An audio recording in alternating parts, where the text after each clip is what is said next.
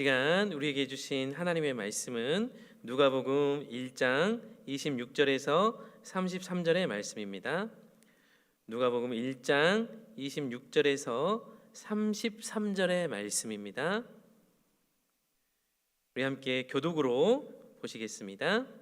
여섯째 달에 천사 가브리엘이 하나님의 보내심을 받아 갈릴리 나사렛이란 동네에 가서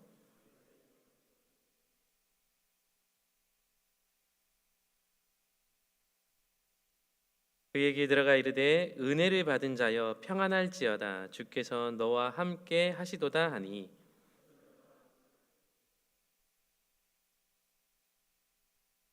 천사가 이르되 마리아여 무서워하지 말라 내가 하나님께 은혜를 입었느니라.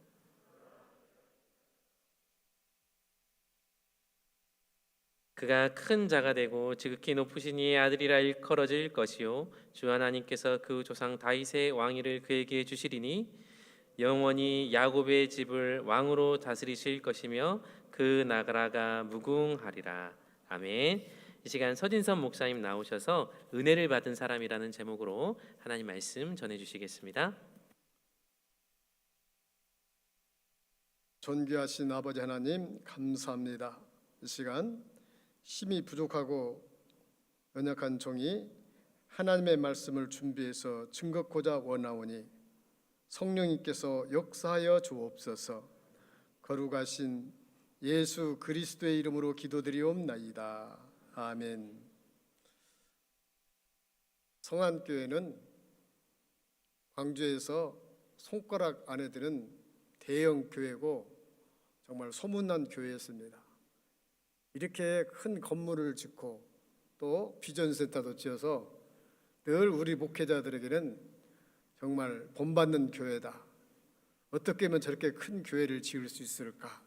어떻게 저렇게 우리 동네에서 제일 큰 교회로 부흥될 수 있을까? 전부 다 부러워하고 그리고 그 전도의 방법을 조금이라도 알려고 해서 전에 담임 목사한테 전도에 대한 세미나도 받아본 적이 있었고 부족한 종이 이곳에 와서 설교할 적에 여기 재단에 거의 꽉 차 있었습니다. 이 밤내부 왔을 때도 정말 그 설교가 저절로 나올 정도로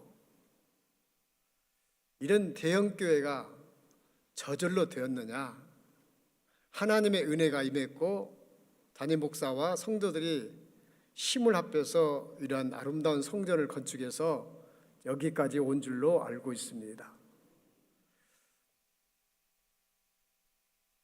제가 아는 우리 동기 목사님이 여수에서 건축을 했는데 건축위원장이 장로님이셨어요. 장로님이셨는데 예수님 다음으로 장로님이에요. 목사님도 뒷전이에요. 또 교인들이 추앙하고 존경받는가. 뭐 세상 사람들도 그 장로님이 지나가면 정말로 존경할 뿐이라고. 그런데 성전을 건축하고 봉헌 예배를 드리려 했더니 빚쟁이 들어왔어요. 건축 대금을 달라. 아니 다 지불했다. 알고 봤더니 이거 장로님이 잠깐 어려운 새에 그 돈을 썼는데 부도가 나버린 거예요. 그리고 교인들이 요즘 말하면 시위했죠. 목사님이 둘이 짝짝꿍 해가지고 얼마를 감췄지 않느냐, 속된 말로 먹었지 않느냐, 엄청 시위했습니다. 이유는 바로 법정 구속을 시키라는 거예요. 교인들이 저 장로님을 구속시키라. 근데 목사님은 안 된다. 구속은 아니다. 교회는 은혜의 장이다. 버텼어요. 얼마나 힘들었는데 이 기독병원에서 상당히 오래 입원했어요. 너무나 시달려갖고. 그런데 다 해결하고 빚도 다 갚고 이제 퇴직 은퇴를 했는데 아주 대우를 잘해줘서 은퇴를 했어요. 그분이 그때 내가 그 장로님을 교인들과 함께 고소해서 말하면 구속을 시켰더라면 내가 그 제단에서 지금까지 견뎠겠느냐. 그때 고소하는 것이 천만다행으로 하나님의 은혜였고 은혜를 입으니까 교인들이 힘을 합해서 부채도 청산하고 교회가 대형 교회로 딱 성장을 하게 되었다는 거예요. 그냥 되는 교회는 없습니다. 제가 알기로 이 교회는 그렇게 큰 풍파는 없고 이렇게 아름다운 교회가 지어진 줄로 압니다. 저는 오늘 말씀을 준비하면서 저희 교회를 생각하면서 은혜를 받은 사람이라는 말씀으로 여러분에게 증거하고자 합니다. 오늘 본문은 천사 가브리엘이 하나님의 보내심을 받아 다윗의 자손 요셉과 약혼한 마리아에게 은혜를 받은 자여 평화를 지어다. 은혜를 받은 자여.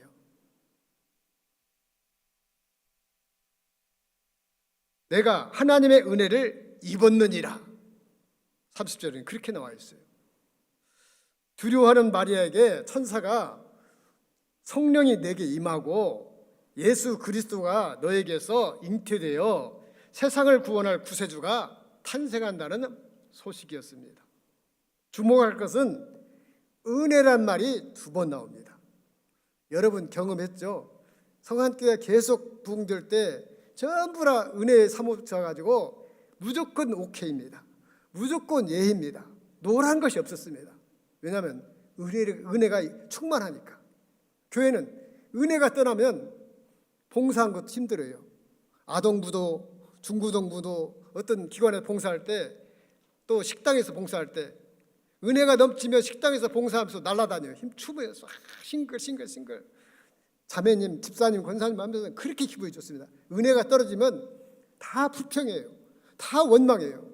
그래서 우리가 오늘 말씀을 통해서 다시 한번 초대교회 심정으로 성안교회가 부흥되는 그 시대로 돌아가서 우리가 은혜를 받자, 은혜를 받은 사람으로 우리가 다시 거듭나고 새롭게 태어나자, 이런 말씀을 드리고자 합니다.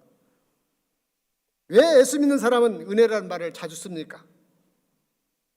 믿지 않는 분들도 은혜란 말은 교회에서 쓰는 말이야, 뭐 이 정도.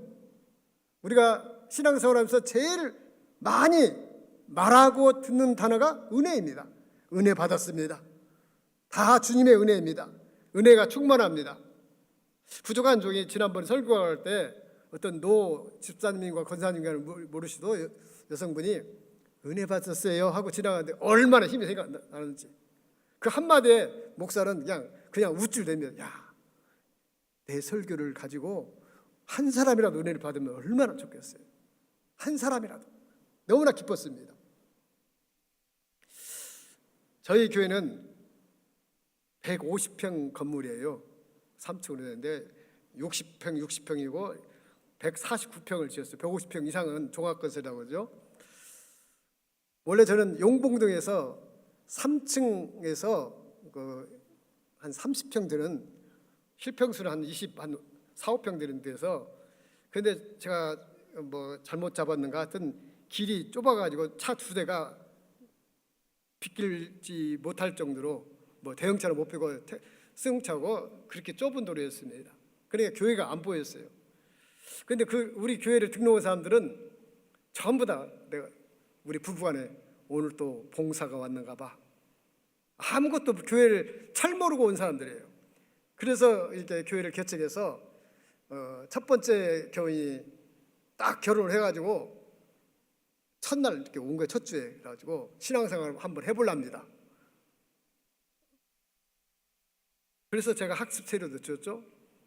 2번째, 3번째 다 부부가 나와갖고 신앙생활을 한번 해보랍니다. 이전에 아동부를 다녔다가 쉬었다가 이제 결혼해갖고 이게 예수를 믿겠다는 것이었습니다. 그래서 교회가 차근차근 부흥되었고, 거기에 박지사란 분이 아주 전도를 열심히 잘했습니다. 탁월하게 잘했어요. 그런데 어느 날부터인가 전도가 안 돼요. 그래도 그 집사님 하시는 말씀이, 목사님, 성전을 건축하지 않으면 이제 전도는 안 할랍니다. 왜 그러십니까? 제가 6개월 동안 매주 선물도 주고 만나고 그러는데 등록하면 교회 지어전기로 상당히 큰 교회로 다 등록해버려요. 속상해서 전도를 못하겠어요. 그래도 집사님이 전도한 덕에 그분 예수 믿었잖아요. 아니요, 힘 팔려요. 이런 소리가 이제 계속 교회 안에 들어오니까 성전을 지차는 건축하자는 이렇게 사람들이 힘을 합하게 됐습니다. 그래서 성전을 건축합시다 이렇게 했습니다. 성전을 건축하려고 딱 준비한 과정에 문제가 생겼습니다. 사탄의 역사였어요.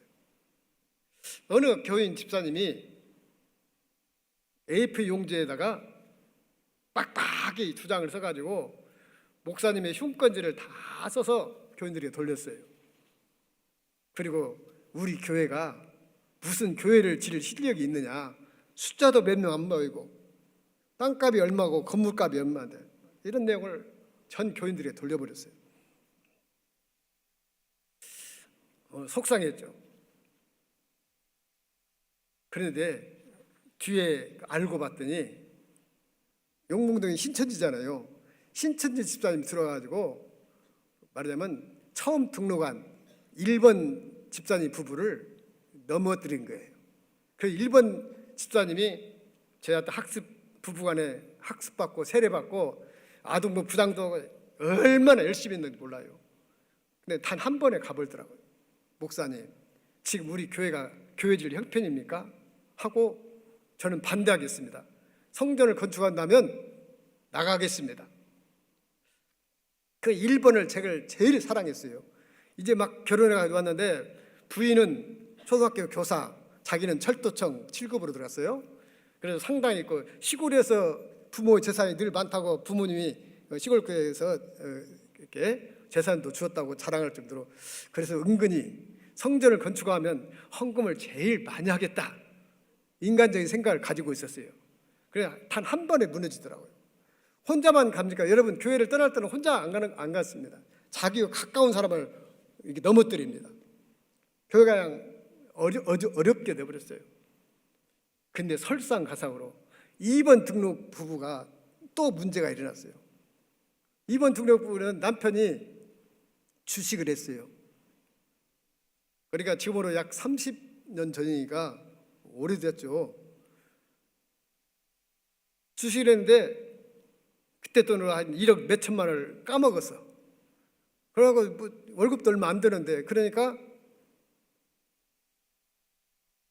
상당히 어렵다 보니까 어머니가 시골에서 혼자 사는데 장남이 쓰러지면 우리 형제 자매가 다 어렵게 된다. 그러니까 너희들 동생들한테 십시일반대라고 자기 집 가사를 팔아서 갚아줬어요.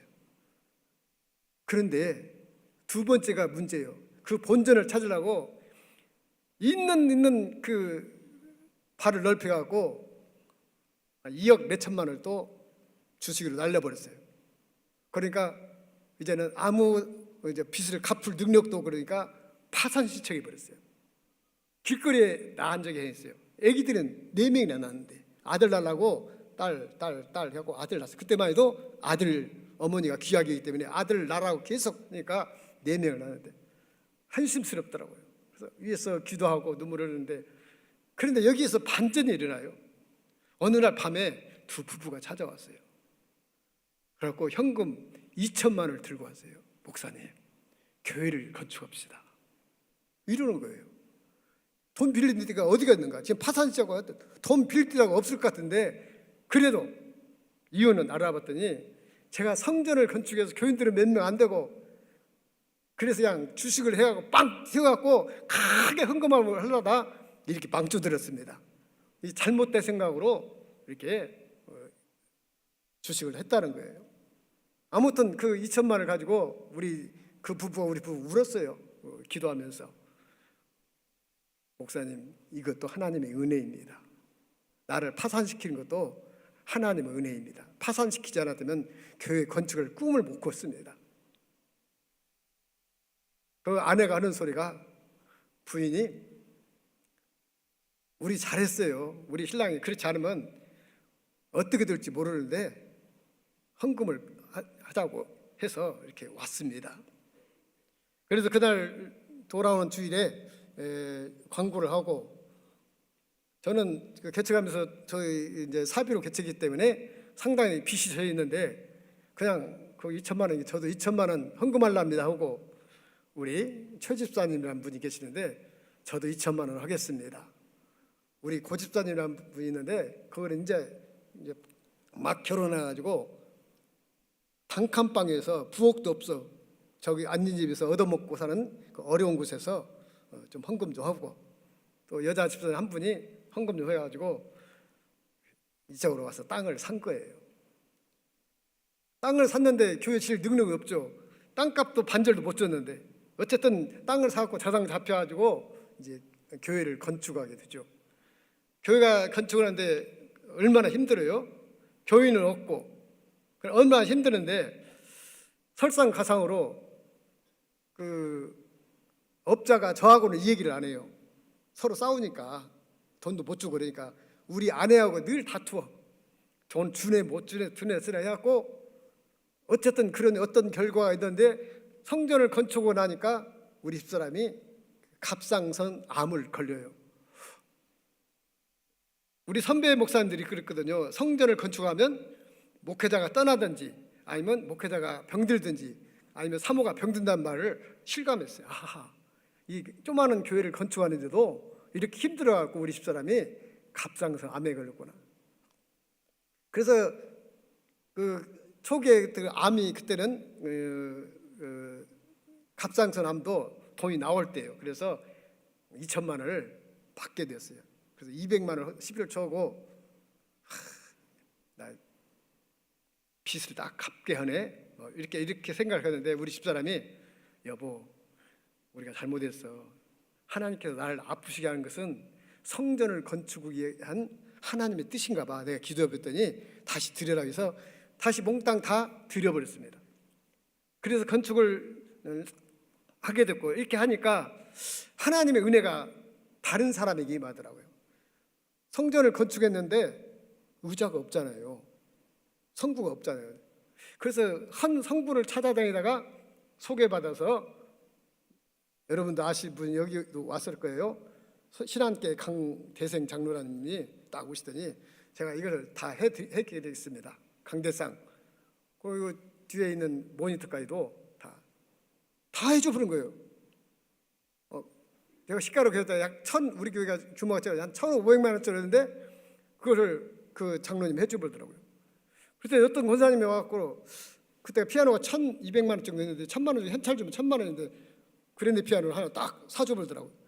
야, 하나님의 은혜가 임하니까 그 어려운 상황에서도 이렇게 교회가 지어지고 성부가 가득 차고 피아노가 차고 얼마나 기분이 좋았겠습니까? 아, 이게 하나님의 은혜구나. 여러분, 하나님의 은혜가 없이는 우리는 아무것도 할 수 없는 존재라는 것을 우리는 오늘 말씀을 통해서 다시 한번 깨달아야 됩니다. 여러분, 성안교회는 다른 것 필요 없습니다. 지금 은혜 받을 때고 은혜를 간증할 때고 은혜를 펼칠 때입니다. 은혜가 없으면 이 교회는 아직도 힘들고 어려울 것입니다. 여러분 제발 은혜를 사모하고 은혜를 간직하고 은혜를 펼치시기를 원합니다.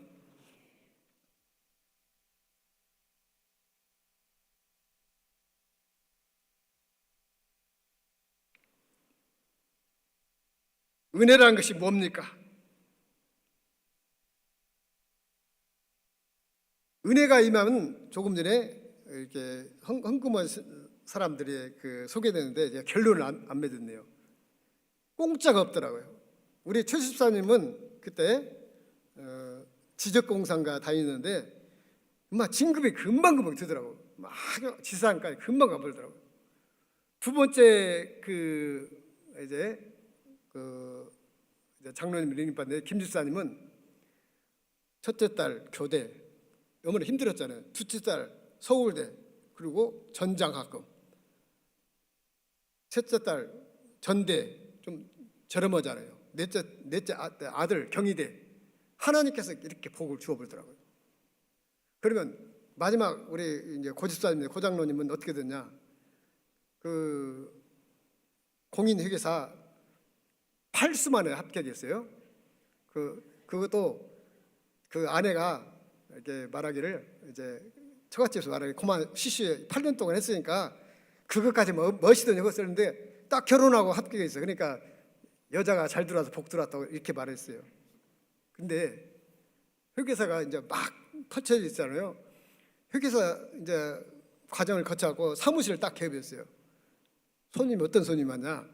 광주시 재정을 맡은 분이 오셨어요. 그래갖고 오셔갖고 문을 두드려요.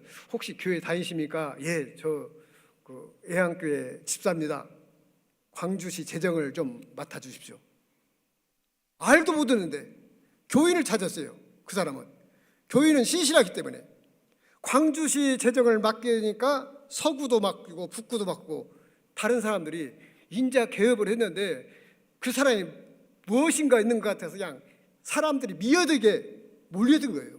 갑자기 큰 수입을 갖게 되죠. 야, 공짜가 없다. 저들이 말하면 적어도 한 4, 5천만 원씩 헌금을 했거든요. 세 분 다. 세 분 했는데 그보다 훨씬 더 많이 축복해 주시더라고요. 공짜가 없구나. 여러분, 은혜가 뭡니까?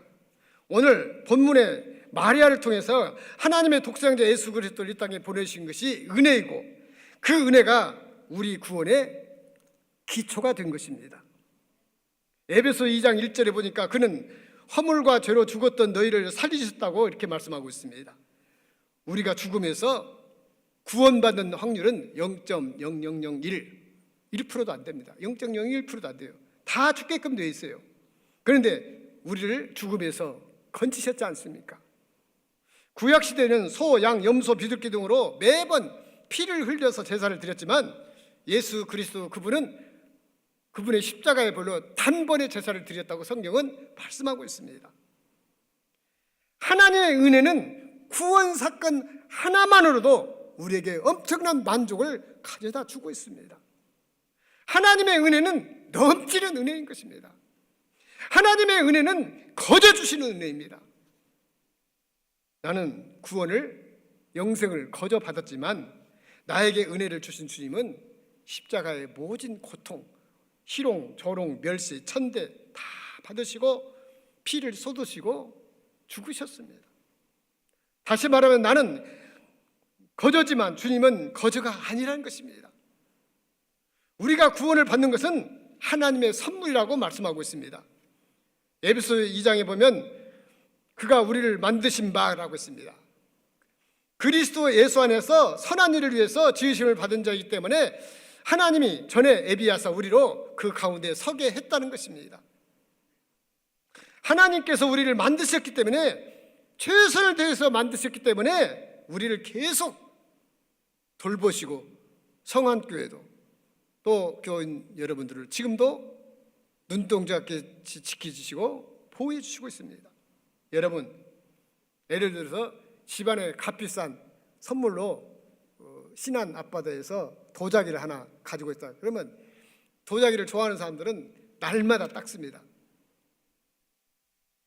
그런데 이 도자기를 이사 갈 때도 품고 가죠. 도자기 깨졌다고 생각을 합시다. 그보다 큰 자기 아내, 자기 자녀보다 더 귀하게 여긴 그 도자기가 깨졌다고 상상해 보십시오.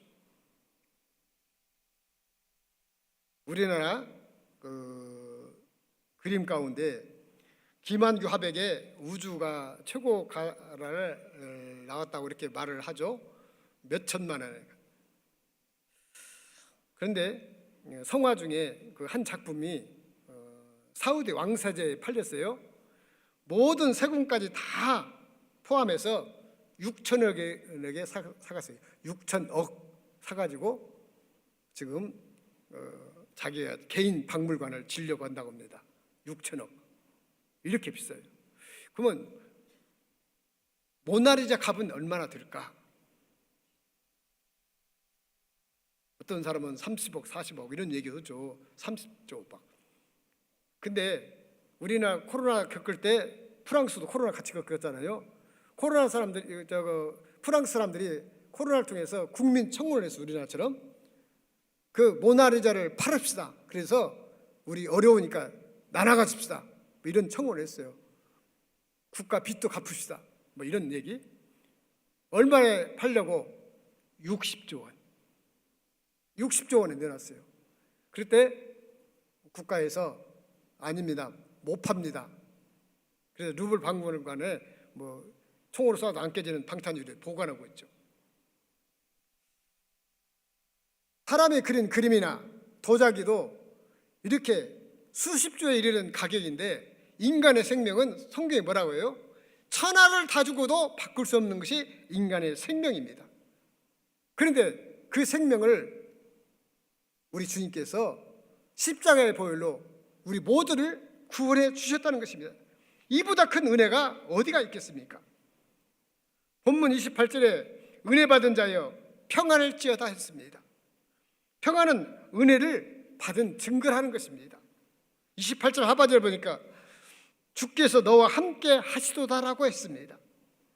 우리가 은혜를 받고 나면 주님이 날마다 순간마다 나를 떠나지 않으시고 나와 함께 해주시고 그리고 영원히 떠나지 않는 것이 주님의 은혜인 것입니다. 30절에 천사가 마리아에게 무서워하지 말라. 이 말의 뜻은 은혜 받은 사람은 두려워하거나 무서워할 필요가 없다는 것입니다. 왜? 하나님이 도우시기 때문입니다. 바울은 로마로 가는 알렉산드리아에서 276명이 풍랑을 만나죠. 그래서 배가 좌초하기 직전입니다. 모든 기물을 다 던져버렸다고 했습니다. 무역 실고하는 것들을 다 버렸어요.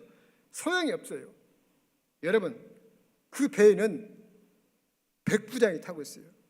막강한 군사를 한 백부장도 소용이 없었어요. 그 배를 운전하는 기관사, 선장, 아무런 필요가 없었어요. 무역을 싣고 가는 재벌들, 부유한 사람들 돈도 아무런 필요가 없었어요. 그런데 죄수인 바울이 뭐라고 합니까? 여러분들 이제 두려워하지 마세요. 어젯밤에 내가 기도했는데 하나님이 우리를 건져주신다고 했습니다. 이제 평안하세요. 먹고 이제 준비하세요. 곧 육지에 닿을 것입니다. 이런 은혜가 어디 있어요? 무력도 안 되고 기술도 안 되고 돈도 안 되는데 하나님께 기도했던 하나님께서 은혜를 주시니까 그냥 평안해져 버린 것입니다. 은혜 받으면 무서워할 필요가 없는 거예요. 38절에 말씀대로 이루어지더라고 마리아가 대답을 합니다. 천사 가브리엘이 처녀 마리아에게 아이를 낳으리라 했고 마리아는 처음에 거절했지만 남자를 모르는 처녀였기 때문에 거절했습니다. 왜? 그때는 유대법에 남자를 두고 다른 남자와 해서 아이를 낳으면 유대법은 돌로 쳐 죽입니다. 돌로 사람들 던져서 죽이죠. 그렇지만 천사가 말하니까 그렇게 하리이다. 아멘. 이렇게 한 겁니다. 하나님이 하시는 일이라 했을 때 그녀는 말씀에 순종하겠습니다. 이렇게 대답을 한 것입니다. 그 순종의 결과 만백성의 구주이신 예수 그리스도가 탄생되었고 우리는 그 은혜로 말미암아 모두가 구원을 받게 된 것입니다. 은혜를 받지 못하면 깨닫지도 못하고 순종하지도 못합니다. 하지만 은혜를 받으면 모든 것이 가능합니다. 예, 그렇게 하죠. 예, 그렇게 하죠. 하지만 은혜를 받지 못하면 영적으로도 건강하지 못해서 늘 원망, 불평 달고 삽니다. 사사건건 끌고 내리려고 합니다. 은혜를 받으면 그렇게 하라고 형제의 말이, 자매의 말이, 장로님 말씀이, 집사님 말씀이, 권사님 말씀이 하고 힘을 북돋아 줍니다. 그러니 성안교회 급선무는 우리 성도들 모두가 은혜를 받아야 됩니다. 사랑하는 성안교회 성도 여러분, 우리 모두 주님의 은혜를 사모하고 은혜를 받아서 너그럽고 평화롭고 풍요로워지기를 원합니다. 하나님은 우리에게 은혜를 주시기를 기뻐하고 계십니다. 여러분이 은혜를 받으면 제일 먼저 기뻐하신 분이 주님이십니다. 그 은혜를 안 받으려 합니까? 여러분 성경을 읽으면서 은혜를 받으십시오. 기도하면서 은혜를 받으십시오. 그리고 설교를 들으면서 은혜를 받으십시오. 하는 모든 것마다 은혜를 받으십시오. 그래서 은혜를 삶으로 실천해서 하나님께 영광이 되고 주님의 기쁨이 되셔서 여러분이 섬기는 성안교회가 든든히 서가고 덕분에 여러분의 가정도 직장도 사업도 형통의 축복이 있기를 간절히 소망합니다. 거룩하시고 자비로우신 아버지 하나님 감사합니다. 오늘 주신 말씀을 통해서 은혜 받은 사람이라고 했습니다. 마리아가 은혜를 받은 결과 예수 그리스도를 탄생했고 그 주님으로 말미암아 우리가 모두가 구원받은 이 큰 은혜를 받게 되었습니다. 아버지 하나님, 우리에게 은혜가 떨어지면 무엇이든지 원망하고 불평하고 투정하게 됩니다. 그런데 은혜가 차고 넘치면 무엇이든지 이해했습니다. 오케이입니다. 아멘입니다. 순종합니다. 우리는 어떻게 해야 되겠습니까?